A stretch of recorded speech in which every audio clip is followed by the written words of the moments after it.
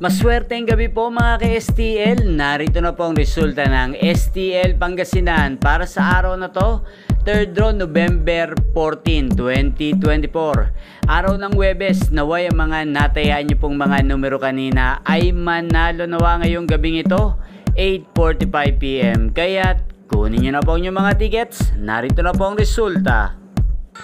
Ang mga numerong nanalo sa STL Pangasinan para sa gabing ito, November 14, 2024. 3rd draw result, 8:45 PM. Ang mga numerong nanalo, 40 at 2 in exact order. Sa lahat po ng tumaya kanina para sa 3rd draw ng 40 at 2, congrats po sa inyo. Panalo po kayo. Again, 40 at 2. At shoutout po natin ngayong gabing ito sa STL Pangasinan si Ate Tessie. Ate Tessie ng Pangasinan, shoutout po sa iyo.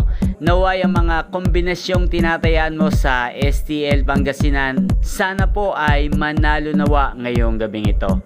Ayan, sa lahat po ng mga taga Pangasinan, shoutout po sa inyo, lalong-lalo po sa mga subscribers ko sa STL Pangasinan. Shoutout po sa inyo.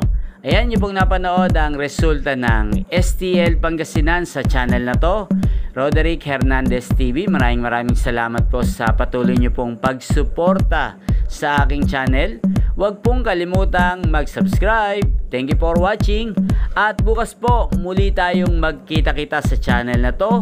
Bukas ng alas 12 ng tanghali. Thank you for watching.